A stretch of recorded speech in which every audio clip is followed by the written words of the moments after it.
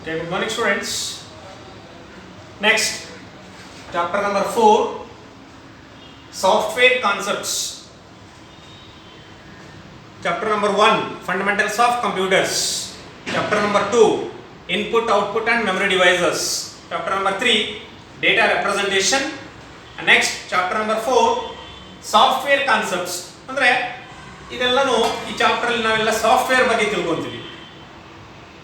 And the first, what is software? ನಮಗೆ already ಗೊತ್ತಿರೋದೆ. Software is a set of instructions. Set means collection.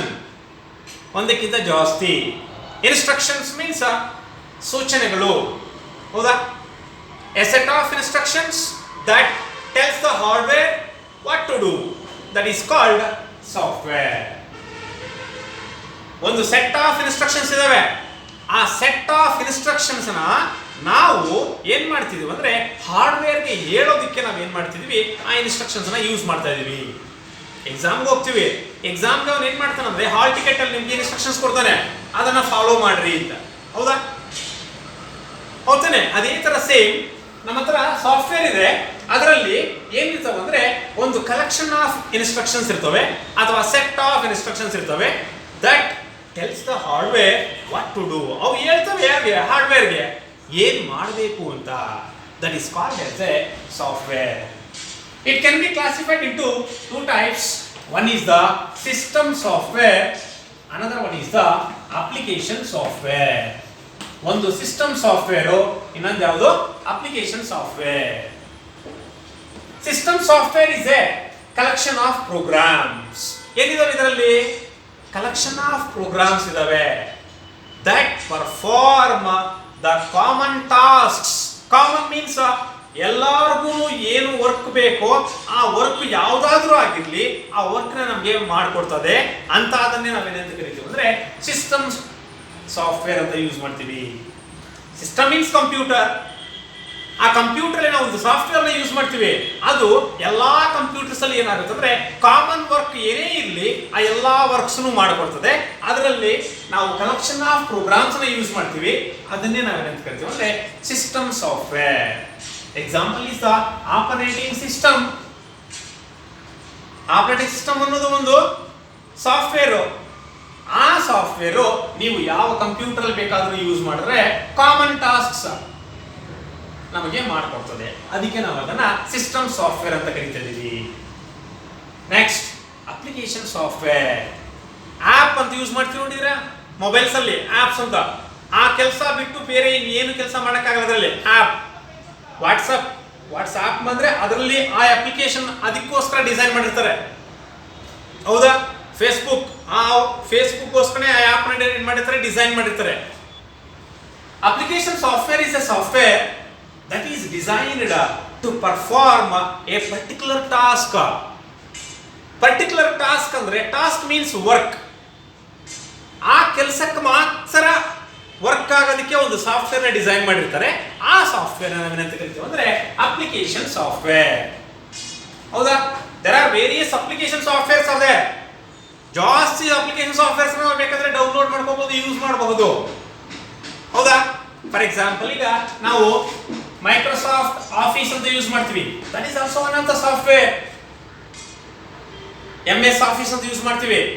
ಆ MS office ಅನ್ನೋದು ಒಂದು app ಅಷ್ಟೇ, application software ಅಷ್ಟೇ. ಅದರಲ್ಲಿ ಆ ಒಂದು ಅಪ್ಲಿಕೇಶನ್ಗೆ ಸಂಬಂಧಪಟ್ಟಿರೋ ಇನ್ಫಾರ್ಮೇಶನ್ ಮಾತ್ರ ನಾವು ಕೆಲಸ ಮಾತ್ರ ಮಾಡ್ಬೋದು, ಬೇರೆ ಏನು ಕೆಲಸ ಮಾಡೋಕ್ಕಾಗಲ್ಲ. ಅದನ್ನೇ ನಾವು ಎಂತ ಕರಿತೀವಿ ಅಂದ್ರೆ ಅಪ್ಲಿಕೇಶನ್ ಸಾಫ್ಟ್ವೇರ್. ಇವು ಅಪ್ಲಿಕೇಶನ್ ಸಾಫ್ಟ್ವೇರ್ಸ್ ಏನ್ ಮಾಡ್ತಾರೆ ಅಂದ್ರೆ ಪರ್ಟಿಕ್ಯುಲರ್ ಕೆಲಸ ಮಾಡಕ್ ಮಾತ್ರ ಡಿಸೈನ್ ಮಾಡ್ತಾರೆ. ಆದ್ರೆ ಸಿಸ್ಟಮ್ ಸಾಫ್ಟ್ವೇರ್ ನ ಎಲ್ಲಾ ಕೆಲಸಗಳು ಪರ್ಫಾರ್ಮಿಂಗ್ ಮಾಡೋದಕ್ಕೆ ಅದನ್ನ ಡಿಸೈನ್ ಮಾಡಿರ್ತಾರೆ. That is the difference between system software and application software. Mobile ಬಗ್ಗೆ ನಿಮ್ಗೆ ಗೊತ್ತಿರ್ತದೆ, ಆಪ್ಸ್ ಅಂತ ಯೂಸ್ ಮಾಡ್ತೀರಾ. ಆಪ್ಸ್ ಅಂದ್ರೆ ಅದಕ್ಕೆ ಸಂಬಂಧಪಟ್ಟಿರೋ ಯಾವ ಆಪ್ ನೀವು ಡೌನ್ಲೋಡ್ ಮಾಡ್ತಿರೋ ಅದಕ್ಕೆ ಸಂಬಂಧಪಟ್ಟಿರೋ ಕೆಲಸ ಮಾತ್ರ ಮಾಡಬಹುದು ಅಷ್ಟೇ. ಅದರಲ್ಲಿ ಅದು ಬಿಟ್ಟು ಬೇರೆ ಏನು ಕೆಲಸ ಮಾಡೋಕ್ಕಾಗಲ್ಲ ಅದರಲ್ಲಿ. That is the use of system software and application software. ಗೊತ್ತಾಗ್ತಿದೆಯಾ? ನೆಕ್ಸ್ಟ್, ಈ ಸಾಫ್ಟ್ವೇರ್ ಅಲ್ಲಿ ನಾವೇನ್ ಮಾಡಿದ್ವಿ ಅಂದ್ರೆ ಆಪರೇಟಿಂಗ್ ಸಿಸ್ಟಮ್ ಅಂತ ಯೂಸ್ ಮಾಡಿದ್ವಿ. What is operating system? ಹೆಸರೇ ಹೇಳ್ತದೆ ಆಪರೇಟಿಂಗ್ ಸಿಸ್ಟಮ್. ಕಂಪ್ಯೂಟರ್ ನಾವೇನ್ ಮಾಡ್ಬೋದು, ಆಪರೇಟ್ ಮಾಡ್ಬೋದು. ಹೌದಾ? Operating system it is a collection of programs. Operating system ಅಲ್ಲಿ ಏನಿರ್ತವೆ, collection of programs that acts as an interface between user and computer. ನಾವು ಏನು ಕೆಲಸ ಹೇಳ್ತೀವೋ ಆ ಕೆಲಸ ನಿಮ್ಗೆ ಇಮಿಡಿಯೇಟ್ ಆಗಿ ಮಾಡ್ಕೊಡಲ್ಲ. ಅದು ನಾವು ಆಪರೇಟ್ ಮಾಡಿದ್ರೆ ಮಾತ್ರನೇ ಅದು ನಮಗೆ ಆ ಕೆಲಸ ಮಾಡ್ಕೊಡ್ತದೆ. ಸುಮ್ಮನೆ ಮಾಡೋದ್ರೆ ಮಾಡಲ್ಲ ಅದು. ನೀವು ಆಪರೇಟ್ ಮಾಡಿದ್ರೆ ಆ ಕಂಪ್ಯೂಟರು ನಿಮಗೆ ಆ ಕೆಲಸ ಮಾಡ್ಕೊಡ್ತದೆ. ಆ ಕೆಲಸ ಮಾಡ್ಕೊಡ್ಬೇಕಂದ್ರೆ ಆ ಕಂಪ್ಯೂಟರ್ ಅಲ್ಲಿ ನಮಗೆ ಏನಾಗಿರ್ಬೇಕು, ಕಲೆಕ್ಷನ್ ಆಫ್ ಪ್ರೋಗ್ರಾಮ್ಸ್ ಇರಬೇಕು. ಅದಕ್ಕೆ ಅದನ್ನ ಹೇಳಿದ್ರು ನೋಡ್ರಿ, it is a software that acts as an interface between user and computer. ಇದೊಂದು ಸಾಫ್ಟ್ವೇರ್. ಅದು ಯಾವ ತರ ವರ್ಕ್ ಆಗುತ್ತಂದ್ರೆ ಯೂಸರ್ಗೂ ಮತ್ತೆ ಕಂಪ್ಯೂಟರ್ಗೆ ಮಧ್ಯದಲ್ಲಿ ಇಂಟರ್ಫೇಸ್ ಆಗಿ ವರ್ಕ್ ಆಗ್ತಾ ಇದೆ. ಯೂಸರ್ ಏನ್ ಹೇಳ್ತಾನೋ ಆ ಕೆಲಸ ಕಂಪ್ಯೂಟರ್ಗೆ ಹೇಳ್ತದೆ. ಕಂಪ್ಯೂಟರ್ ಏನ್ ಔಟ್ಪುಟ್ ಕೊಡ್ತದೋ ಅದು ಯೂಸರ್ ಕೊಡ್ತದೆ. ಇಬ್ರಿಗೂ ನೋಡ್ರಿ, ಯೂಸರ್ ಏನ್ ಕೆಲಸ ಹೇಳ್ತದೋ ಆ ಕೆಲಸನ ಆ ಆಪರೇಟಿಂಗ್ ಸಿಸ್ಟಮ್ ಏನ್ ಮಾಡ್ತದೆ, ಕಂಪ್ಯೂಟರ್ ಹತ್ರ ಮಾಡಿಸ್ತದೆ. ಕಂಪ್ಯೂಟರ್ ಆ ಕೆಲಸ ಮಾಡಿ ಔಟ್ಪುಟ್ ನ ಡಿಸೈನ್ ಮಾಡ್ತದೆ. ಆ ಔಟ್ಪುಟ್ ನ ಆ ಆಪರೇಟಿಂಗ್ ಸಿಸ್ಟಮ್ ಏನ್ ಮಾಡ್ತದೆ ಅಂದ್ರೆ ಯೂಸರ್ಗೆ ಕೊಡ್ತದೆ. ಮೀಡಿಯೇಟರ್ ವರ್ಕ್ ಆಗ್ತದೆ ನೋಡ್ರಿ. It is a software that acts as an interface between user and the computer. That is called as a operating system. Give an example for the operating system. ನೋಡಿರ್ತಾರೆ ನೀವು, Windows operating system, Unix operating system, Linux operating system, Android operating system. Mobiles ಎಲ್ಲ ಬರ್ತಾವ ನೋಡ್ರಿ, Android operating system ಅಂತ. ಇವೆಲ್ಲನೂ ಏನು ಅಂದ್ರೆ operating system. ಹಾಗೆ ಗೊತ್ತಾಯ್ತಾ ವಾಟ್ ಈಸ್ ಆಪರೇಟಿಂಗ್ ಸಿಸ್ಟಮ್ ಅಂತ? What is operating system? Give an example. Next ಅದಾದ್ಮೇಲೆ ಕಂಪ್ಯೂಟರ್ ಲ್ಯಾಂಗ್ವೇಜಸ್. ಕಂಪ್ಯೂಟರ್ ಲ್ಯಾಂಗ್ವೇಜಸ್ ಅದರಲ್ಲಿ ಫಸ್ಟ್ ಒನ್ ಪ್ರೋಗ್ರಾಮಿಂಗ್ ಲ್ಯಾಂಗ್ವೇಜ್. ಈಗ ನಾವೇನ್ ಮಾಡ್ತೀವಿ ಅಂದ್ರೆ ಕಂಪ್ಯೂಟರ್ ಅಲ್ಲಿ ಲ್ಯಾಂಗ್ವೇಜ್ ಯೂಸ್ ಮಾಡ್ತೀವಿ. ಪ್ರೋಗ್ರಾಮ್ಸ್ ಅನ್ನು ಬರೆಯೋದಕ್ಕೆ ಒಂದು ಲ್ಯಾಂಗ್ವೇಜ್ ಯೂಸ್ ಮಾಡಿದ್ರೆ ಅದನ್ನೇ ನಾವೇನಂತ ಕರಿತೀವಿ, ಪ್ರೋಗ್ರಾಮಿಂಗ್ ಲ್ಯಾಂಗ್ವೇಜ್. ಏನ್ ಕಂಪ್ಯೂಟರ್ ಅಲ್ಲಿ ಯಾವ ತರ ಯೂಸ್ ಮಾಡ್ತೀವಿ ನಾವು ಲ್ಯಾಂಗ್ವೇಜ್ ಅನ್ನ? ಫಾರ್ ಎಕ್ಸಾಂಪಲ್ ಕನ್ನಡ ಮಾತಾಡ್ತೀವಿ ಲ್ಯಾಂಗ್ವೇಜ್, ಇಂಗ್ಲಿಷ್ ಮಾತಾಡ್ತೀವಿ, ತೆಲುಗು, ಈ ತರ ಲ್ಯಾಂಗ್ವೇಜಸ್ ನ ಯೂಸ್ ಮಾಡ್ತೀವಿ. ಅದೇ ತರ ಕಂಪ್ಯೂಟರ್ ಕೂಡ ಅರ್ಥ ಆಗೋ ಲ್ಯಾಂಗ್ವೇಜ್ ಒಂದಿದೆ. ಆ ಲ್ಯಾಂಗ್ವೇಜ್ ಅಲ್ಲಿ ನಾವು 2-3 ಲ್ಯಾಂಗ್ವೇಜ್ ಅಲ್ಲಿ ಬೇಕಾದ್ರೆ ಪ್ರೋಗ್ರಾಮಿಂಗ್ ನ ಬರೆದು ಅದನ್ನ ಕನ್ವರ್ಟ್ ಮಾಡ್ಕೋಬಹುದು. ಅದರಲ್ಲಿ first one what is programming language? A set of rules. Set means collection, rules ಇದಾವೆ. ಆ ಸೆಟ್ ಆಫ್ ರೂಲ್ಸ್ ನಾವೇನಂತ ಕರಿತೀವಿ ಅಂದ್ರೆ ಸಿಂಟ್ಯಾಕ್ಸ್. ನಾವೇನಂತ ಕರಿತೀವಿ? ಸಿಂಟ್ಯಾಕ್ಸ್ ಅಂತ ಕರಿತೀವಿ ನಾವು ಲ್ಯಾಂಗ್ವೇಜ್ ಅಲ್ಲಿ. A set of rules which user has to follow. ನಮ್ಮ ಹತ್ರ ಒಂದು ಸೆಟ್ ಆಫ್ ರೂಲ್ಸ್ ಇದೆ. ಆ ರೂಲ್ಸ್ ನ ಫಾಲೋ ಮಾಡಬೇಕು. ಯಾರು ಫಾಲೋ ಮಾಡಬೇಕಾಗಿರೋದು? ಯೂಸರ್. ನಾವು ಫಾಲೋ ಮಾಡಬೇಕು. ಏನಕ್ಕೋಸ್ಕರ? To instruct the computer. ಕಂಪ್ಯೂಟರ್ಗೆ ಇನ್ಸ್ಟ್ರಕ್ಷನ್ ಮಾಡೋದಕ್ಕೆ ಆ ರೂಲ್ಸ್ ನಾವು ಫಾಲೋ ಮಾಡಬೇಕಾಗುತ್ತೆ. A set of rules which user has to follow to instruct the computer about what operations are to be performed. ಯಾವ ಆಪರೇಷನ್ಸ್ ಅನ್ನ ಪರ್ಫಾರ್ಮಿಂಗ್ ಮಾಡಬೇಕು ಅಂತ ನಾವು ಯೂಸರ್ಸ್ ಅನ್ನೋರು ಏನ್ ಮಾಡ್ಬೇಕಂದ್ರೆ ಒಂದು ರೂಲ್ಸ್ ಇದಾವೆ. ಆ ರೂಲ್ಸ್ ನಾವೇನ್ ಮಾಡ್ಬೇಕಂದ್ರೆ ಫಾಲೋ ಮಾಡಬೇಕಾಗುತ್ತೆ. ಕಂಪ್ಯೂಟರ್ಗೆ ಹೇಳುವಾಗ ಆ ರೂಲ್ಸ್ ನಾವೇನಂತ ಕರಿತೀವಿ ಅಂದ್ರೆ syntax. A set of rules which user has to follow. ಏನಕ್ಕೋಸ್ಕರ? To instruct the computer. ಕಂಪ್ಯೂಟರ್ಗೆ ಇನ್ಸ್ಟ್ರಕ್ಷನ್ ಮಾಡೋದಕ್ಕೆ, ಸೂಚನೆ ಮಾಡೋದಕ್ಕೆ ಆ ರೂಲ್ಸ್ ನ ಯೂಸ್ ಮಾಡ್ತೀವಿ. ಏನಕ್ಕೋಸ್ಕರ? About what operations are to be performed. ಯಾವ ಆಪರೇಷನ್ಸ್ ನ ಪರ್ಫಾರ್ಮಿಂಗ್ ಮಾಡಬೇಕು ಅಂತ ಆ ರೂಲ್ಸ್ ನಾವು ಫಾಲೋ ಮಾಡಿ ಅದನ್ನ ಕಂಪ್ಯೂಟರ್ಗೆ ನಾವು ಪ್ರೋಗ್ರಾಮಿಂಗ್ ಲ್ಯಾಂಗ್ವೇಜ್ ಮುಖಾಂತರ ಹೇಳ್ತಾ ಇದೀವಿ. That is called programming language. A set of rules which user has to follow. ಏನಕ್ಕೋಸ್ಕರ? To instruct the computer about what operations are to be performed, ಯಾವ ಯಾವ ಆಪರೇಷನ್ಸ್ ಅನ್ನ ಪರ್ಫಾರ್ಮಿಂಗ್ ಮಾಡಬೇಕು ಅಂತ ಆ ಯೂಸರ್ ಏನ್ ಮಾಡ್ಬೇಕಂದ್ರೆ ಫಾಲೋ ಮಾಡಬೇಕಾಗುತ್ತೆ. ಏನಕ್ಕೆ ಅಂದ್ರೆ ಕಂಪ್ಯೂಟರ್ಗೆ ಇನ್ಸ್ಟ್ರಕ್ಷನ್ ಮಾಡೋದಕ್ಕೆ.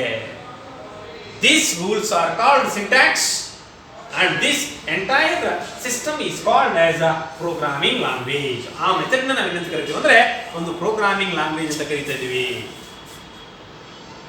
ಅರ್ಥ ಆಗ್ತಾ ಇದೆಯಾ? ಯಾವುದೇ ಒಂದು ಫಾರ್ ಎಕ್ಸಾಂಪಲ್ ರೂಲ್ಸ್ ಇದಾವೆ, ಆ ರೂಲ್ಸ್ ನೀವು ಕಂಪಲ್ಸರಿ ಫಾಲೋ ಮಾಡಬೇಕು ಅಂದ್ರೆ ಕಂಪಲ್ಸರಿ ಫಾಲೋ ಮಾಡಬೇಕು. ಇಮಿಡಿಯೇಟ್ ಆಗಿ for example at a time multiplication division ಎರಡೂ ಮಾಡಿದ್ರೆ ಆಗುತ್ತಾ? ಆಗಲ್ಲ. ಫಸ್ಟ್ ಒಂದು ರೂಲ್ ಆಮೇಲೆ ಇನ್ನೊಂದು ರೂಲ್, ಈ ತರ ರೂಲ್ಸ್ ನಾವು ಫಾಲೋ ಮಾಡ್ಕೊಂಡು ಬರಬೇಕು. ಆ ರೂಲ್ಸ್ ನಾವು ಕಂಪ್ಯೂಟರ್ಗೆ ಹೇಳ್ಬೇಕು. ಯಾವ್ದ್ರ ಮುಖಾಂತರ? ಒಂದು ಇನ್ಸ್ಟ್ರಕ್ಷನ್ ಮುಖಾಂತರ ಹೇಳ್ಬೇಕು. ನೀವು ಹೇಳಿದ್ರೆ ಮಾಡಲ್ಲ, ಅದು ಪ್ರೋಗ್ರಾಮ್ ಅಲ್ಲಿ ನೀವು ಬರೀಬೇಕು. ಆ ಇನ್ಸ್ಟ್ರಕ್ಷನ್ಸ್ ನೀವು ಪ್ರೋಗ್ರಾಮಿಂಗ್ ಲ್ಯಾಂಗ್ವೇಜ್ ಅಲ್ಲಿ ಬರೆದು ಯಾವ ಯಾವ ಆಪರೇಷನ್ ನೀವು ಪರ್ಫಾರ್ಮಿಂಗ್ ಮಾಡಬೇಕು ಅಂತ ಕಂಪ್ಯೂಟರ್ ಕೈಯಲ್ಲಿ ಮಾಡಿಸಿದ್ರೆ ಅದನ್ನೇ ನೀವೇನಂತ ಕರೀಬಹುದು? Programming language. There are various programming language, but you have one is a low level language, second one is a high level language. ಒಂದು low level language, ಇನ್ನೊಂದು ಯಾವುದು? high level language. These low level languages are two types. One is a assembly level language, ಇನ್ನೊಂದು ಒಂದು machine level language. Low level languages ಎರಡಿದಾವೆ, ಒಂದು assembly level language, ಇನ್ನೊಂದು ಯಾವುದು? Machine level language. ಏನು assembly level language ಅಂದ್ರೆ ಏನು? It is a programming language in which the user written the program by using symbolic instructions. Symbols ನ use ಮಾಡಿಕೊಂಡು ನೀವು ಇನ್ಸ್ಟ್ರಕ್ಷನ್ಸ್ ನ ಬರೆದ್ರೆ ಅದನ್ನ ನಾವೇನಂತ ಕರಿತೀವಿ ಅಂದ್ರೆ assembly level language. It is a programming language in which the user written the program by using symbolic instructions. Symbolic instructions ನ ಯೂಸ್ ಮಾಡಿಕೊಂಡು ಪ್ರೋಗ್ರಾಮಿಂಗ್ ನ ಬರೆದ್ರೆ ಅದನ್ನ ಅಸೆಂಬ್ಲಿ ಲೆವೆಲ್ ಲ್ಯಾಂಗ್ವೇಜ್ ಅಂತ ಕರಿತೀವಿ. Then what is machine level language? It is a programming language in which the user written the program by using zeros and ones.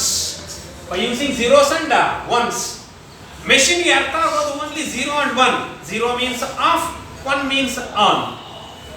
ಈ language ಅಲ್ಲಿ programming ನ ಬರೆದ್ರೆ ಅದನ್ನ ಮೆಷಿನ್ ಲೆವೆಲ್ ಲ್ಯಾಂಗ್ವೇಜ್ ಅಂತ ಕರಿತೀವಿ. Symbolic instructions ನ ಯೂಸ್ ಮಾಡಿಕೊಂಡು program ಬರೆದ್ರೆ assembly level language. zeros and ones ನ ಯೂಸ್ ಮಾಡಿಕೊಂಡು ಪ್ರೋಗ್ರಾಮ್ ನ ಬರೆದ್ರೆ machine level language. Then what is the high level language? It is a programming language in which the user written the program by using English words. ನಾವು English words ನ use ಮಾಡಿಕೊಂಡು program ನ ಬರೆದ್ರೆ ಅದನ್ನ ಏನಂತ ಕರೀಬಹುದು ನಾವು ಅಂದ್ರೆ ಹೈ ಲೆವೆಲ್ ಲ್ಯಾಂಗ್ವೇಜ್.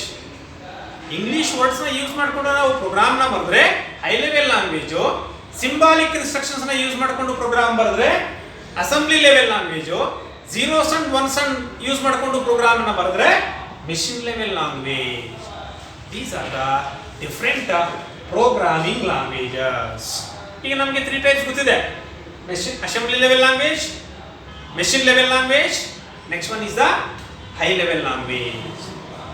ಈ ಲ್ಯಾಂಗ್ವೇಜ್, ಈ 3 ಲ್ಯಾಂಗ್ವೇಜಸ್ ಸೇರಿಕೊಂಡು computer can understand only machine level language.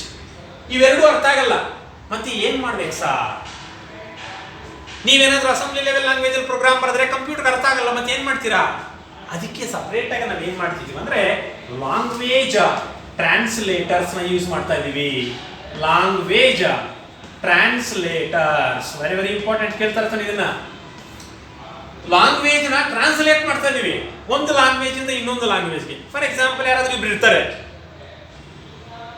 ನನಗೆ ಕನ್ನಡ ಇಂಗ್ಲಿಷ್ ಬರ್ತದೆ, ಇನ್ನೊಬ್ಬರಿಗೆ ತೆಲುಗು ಇಂಗ್ಲಿಷ್ ಬರ್ತದೆ.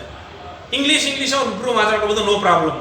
ಅಕಸ್ಮಾತ್ ನನಗೆ ಕನ್ನಡ ಇಂಗ್ಲಿಷ್ ಬರ್ತದೆ, ಅವನಿಗೆ ಹಿಂದಿ ಉರ್ದು ಬರ್ತದೆ, ಅವಾಗ ನಮ್ಮಿಬ್ರಿಗೂ ನಾವು ಮಾತಾಡ್ಕೊಳಕ್ಕಾಗಲ್ಲ. ಆವಾಗ ನಾವೇನ್ ಮಾಡ್ತೀವಿ ಅಂದ್ರೆ ಥರ್ಡ್ ಪರ್ಸನ್ಗೆ ಹುಡ್ಕೊಂತೀವಿ. ಯಾರಾದರೂ ಎರಡೂ ಲ್ಯಾಂಗ್ವೇಜಸ್ ಗೊತ್ತಿರೋರು ಇದ್ರು ಅವನಿಗೆ ಹೇಳಿ ಅವನಿಂದ ಮತ್ತೆ ಟ್ರಾನ್ಸ್ಲೇಷನ್ ಮಾಡ್ಕೊಂತೀವಿ. ಹೌದಾ? ಇಲ್ಲ ಅಂದ್ರೆ ಇಬ್ರು ಮಾತಾಡ್ಕೊಳ್ಳೋದು, ಆ ಲ್ಯಾಂಗ್ವೇಜ್ ಅವ್ನು ಬರಲ್ಲ, ಈ ಲ್ಯಾಂಗ್ವೇಜ್ ಅವ್ನು ಬರಲ್ಲ. ಅದಕ್ಕೆ ನಾವೇನ್ ಮಾಡ್ತೀವಿ ಅಂದ್ರೆ ಪ್ರೋಗ್ರಾಮಿಂಗ್ ಲ್ಯಾಂಗ್ವೇಜ್ ಅಲ್ಲಿ ಕೂಡ ಲ್ಯಾಂಗ್ವೇಜ್ ಟ್ರಾನ್ಸ್ಲೇಟರ್ಸ್ ನ ಯೂಸ್ ಮಾಡ್ತಾ ಇದೀವಿ. ಏನಕ್ಕೋಸ್ಕರ? It is a translator that translate from one programming language to another programming language. ಒಂದು ಪ್ರೋಗ್ರಾಮಿಂಗ್ ಲ್ಯಾಂಗ್ವೇಜ್ ಇಂದ ಇನ್ನೊಂದು ಪ್ರೋಗ್ರಾಮಿಂಗ್ ಲ್ಯಾಂಗ್ವೇಜ್ ಗೆ ಟ್ರಾನ್ಸ್ಲೇಟ್ ಮಾಡೋದಕ್ಕೆ ನಾವು ಯಾವುದನ್ನು ಯೂಸ್ ಮಾಡ್ತಾ ಇದೀವಿ? ಲ್ಯಾಂಗ್ವೇಜ್ ಟ್ರಾನ್ಸ್ಲೇಟರ್ಸ್ ನ ಯೂಸ್ ಮಾಡ್ತಾ ಇದೀವಿ. ಅದರಲ್ಲೂ ಕೂಡ 3 ಯೂಸ್ ಮಾಡ್ತಾ ಇದೀವಿ. 1 ಅಸೆಂಬ್ಲರ್, ಒಂದನೇದು ಯಾವುದು? ಅಸೆಂಬ್ಲರ್. ಎರಡನೇದು ಬಂದು compiler.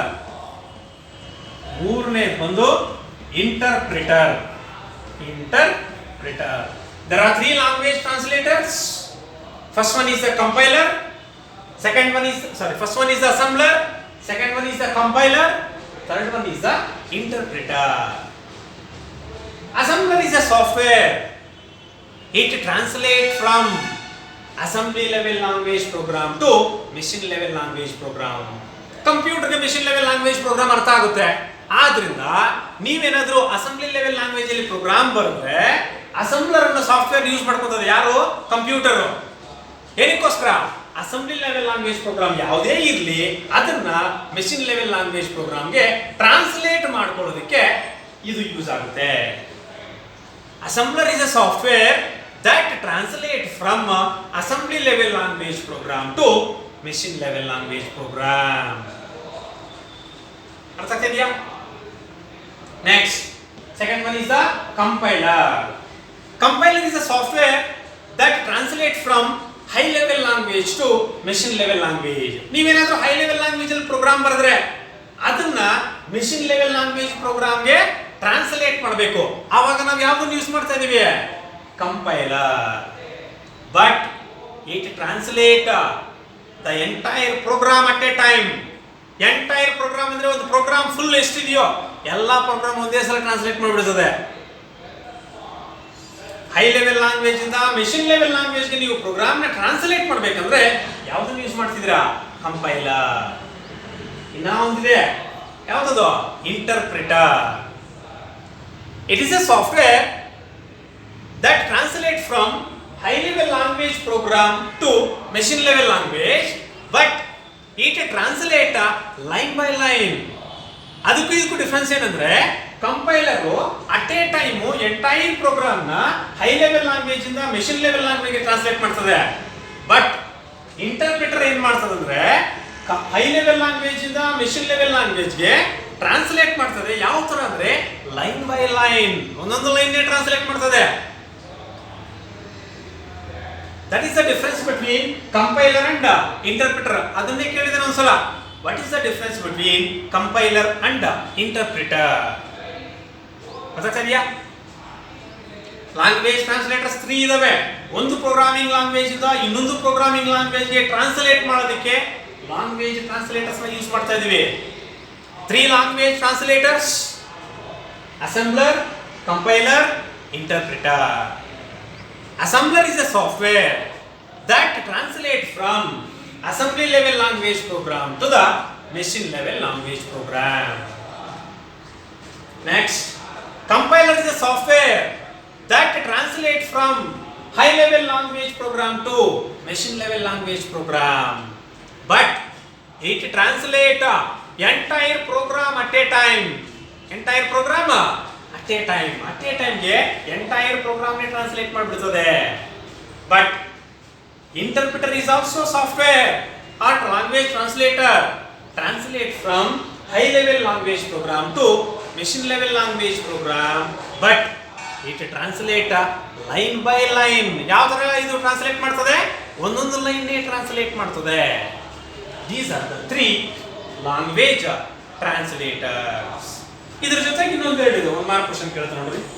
What are linkers and loaders?